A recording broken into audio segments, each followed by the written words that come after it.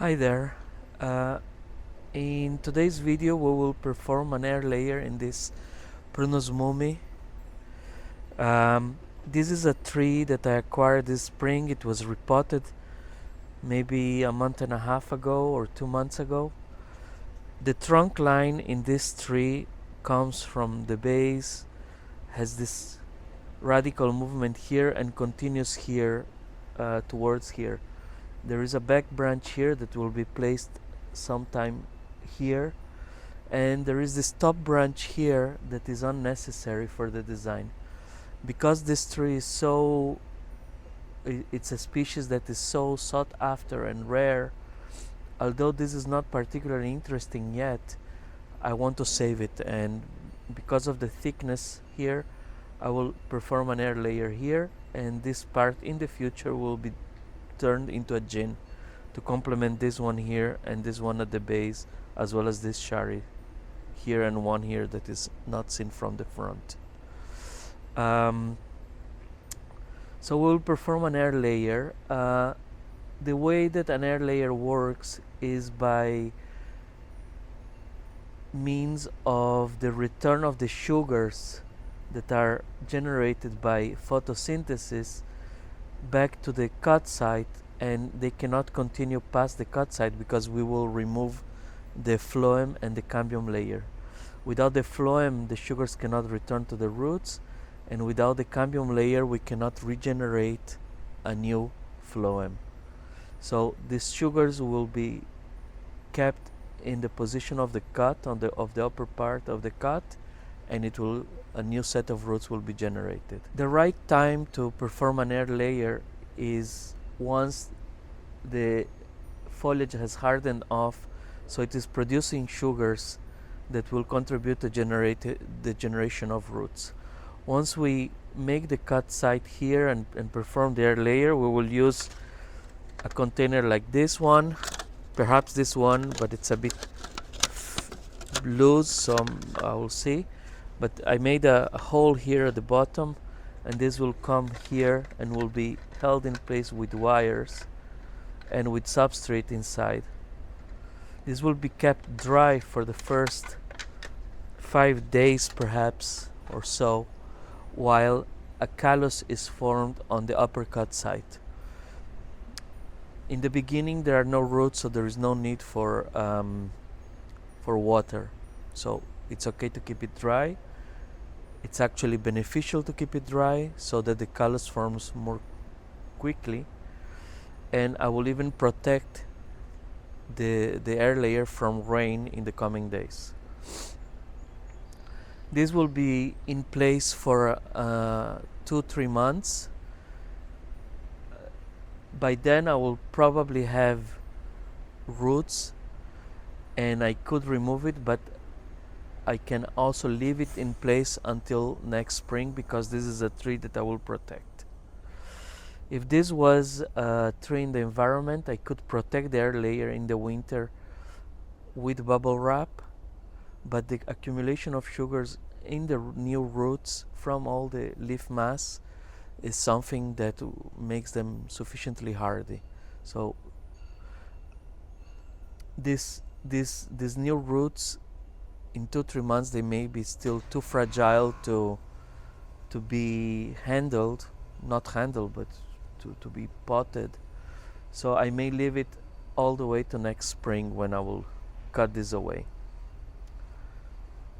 The first step then will be to make the cut here, and it is suggested that the cut be as wide as the diameter, but I'll leave it more, perhaps 2 fingers here, and to make sure that there is less chance for the cambium to bridge and heal over and fail the air layer. The first step then is to make the cut. I will make the first cut here and go all around.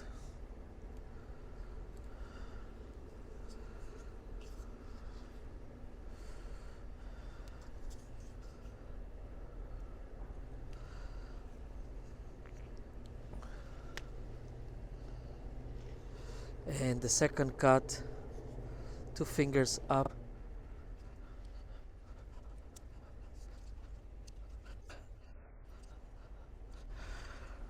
Okay, so I made one cut here and one cut here, about 2 fingers apart. I will not cut transversally from one position to the other. That's it. And now I can start removing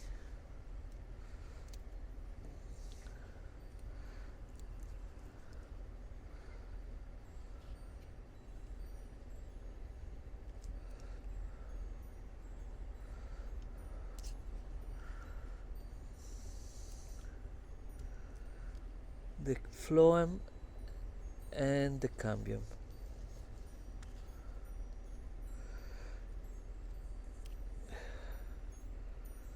We'll leave only the xylem, and I will try to show a little bit what do I mean. Here you can see a greener area, and this is the cambium, and the whiter area underneath is the xylem, and the phloem is above the cambium. Then we have the bark. So I have to make sure that I remove all the cambium.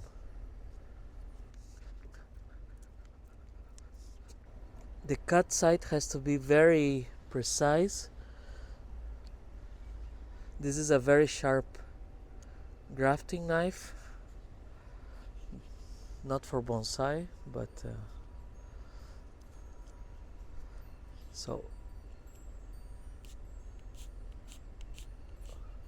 after removing the cambium, I still go and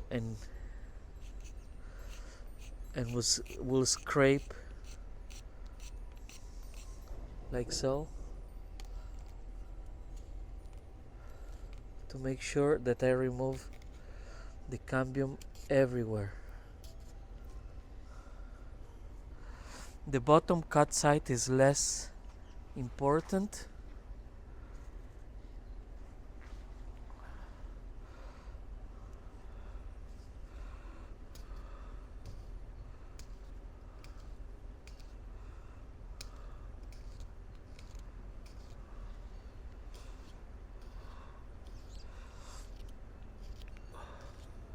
When you're doing this, you will notice that there is a clear change from cream or green, then cream, then white, and it's important to leave nothing but the white. If there is only a little bit of cambium left, a new phloem will be regenerated, the tree will heal with a big shadi, and that will be the end of the air layer. Right now I'm very happy with the result. It's a very clean cut around. I don't see any leftover cambium. Nonetheless, I will go one more time to make sure that really nothing is left.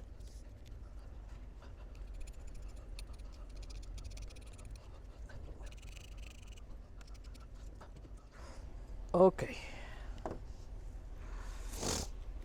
so this was the first step. I will make a little hole here and put a piece of wire so I can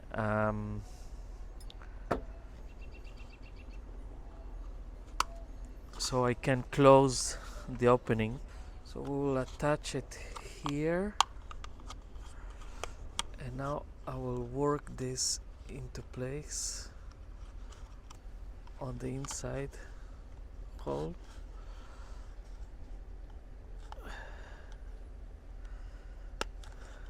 There.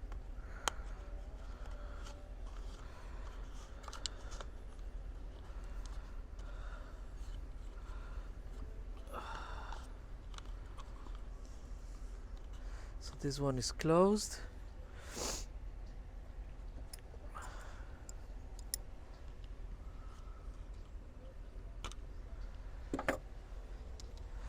Now I'll use another piece of wire to attach on the top. So now from the top view you can see that the cut side is right in the middle, maybe 2 centimeters from the top and in the center of the container. I will put some sphagnum moss to cover the drainage holes at the bottom.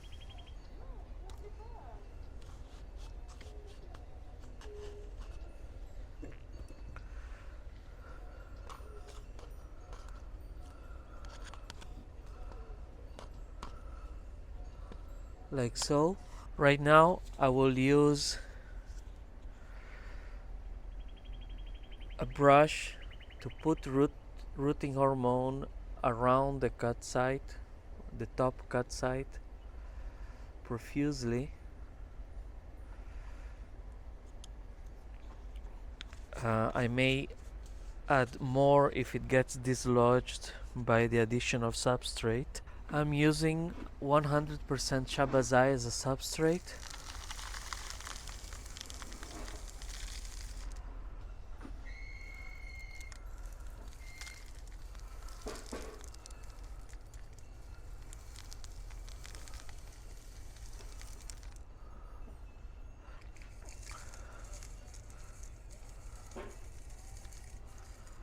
And that is it.